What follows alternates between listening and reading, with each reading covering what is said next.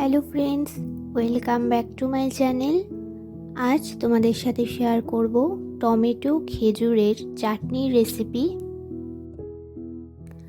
তো চাটনি বানানোর জন্য গ্যাসে একটি পাত্র গরম করে নিয়েছি।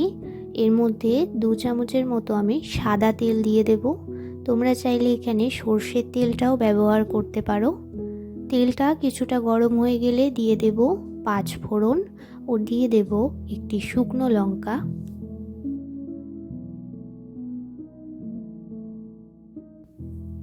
মশলা থেকে একটি সুন্দর গন্ধ বেরোতে শুরু করলে এর মধ্যে দিয়ে দেব 1 চামচের মতো আদা বাটা।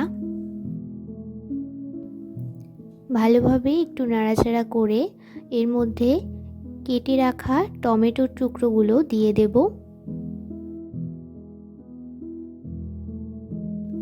আমি এখানে মাঝারি সাইজের 4টে মতো টমেটো টুকরো করে কেটে নিয়েছি।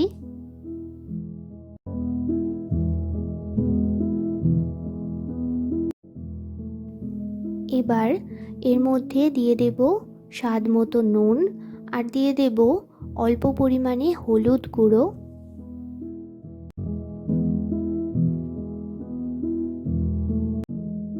ভালোভাবে নাড়াচাড়া করে এর মধ্যে এবার দিয়ে দেব টুকরো করে কেটে রাখা খেজুর।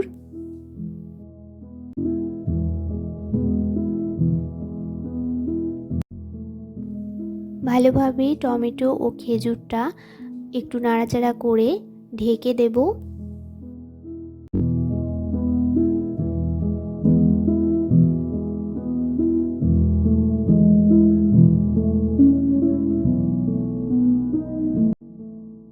কিছুক্ষণ পর ঢাকনাটা তুলে এখানে দেখো টমেটো থেকে বেশ কিছুটা পরিমাণে জল বেরিয়েছে। তো এবার আবারও কিছুটা নাড়াচাড়া করে এর মধ্যে বাকি উপকরণগুলো দিয়ে দেব।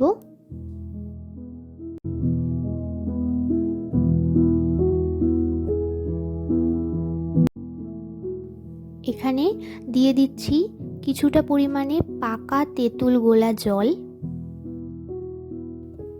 তোমরা চাইলে তেঁতুলের পরিবর্তে লেবুর রসও ব্যবহার করতে পারো। তো এইভাবে কিছুক্ষণ ঢেকে ঢেকে বেশ কিছুটা জল বেরিয়ে আসলে ঢাকনাটা তুলে আবারও কিছুটা নাড়াচাড়া করে এর মধ্যে এবার দিয়ে দেব পরিমাণ মতো চিনি।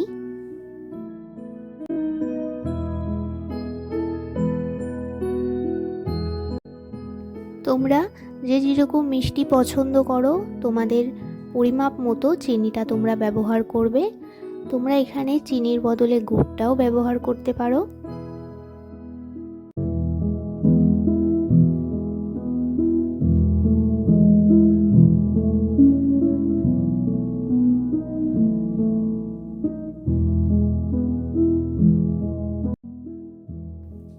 তো চিনিটা এখানে ভালোভাবে গলে গেছে।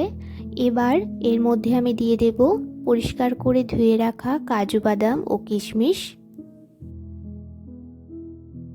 কাজু ও কিশমিশটা দিয়ে ভালোভাবে সবকিছু মিশিয়ে নেব।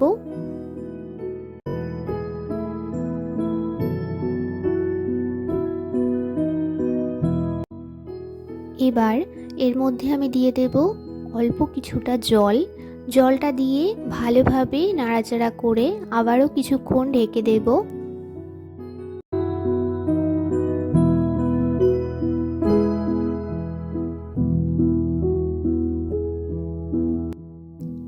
সবশেষে এর মধ্যে দিয়ে দেব হাফ চামচের থেকে একটু বেশি পরিমাণে ভাজা মশলার গুঁড়ো।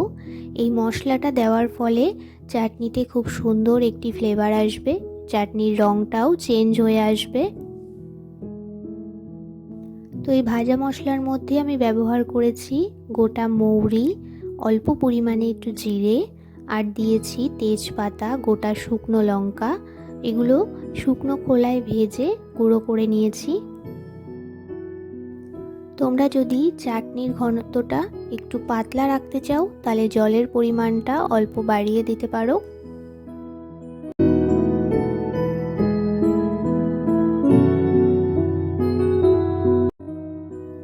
তো এখানে আমাদের টমেটো খেজুরের চাটনি রেসিপি একদম তৈরি।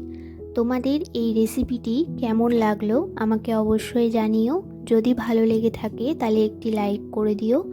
আমার চ্যানেলে নতুন হয়ে থাকলে চ্যানেলটি সাবস্ক্রাইব করে পাশে থেকো। দেখা হচ্ছে নতুন কোনো ভিডিওতে।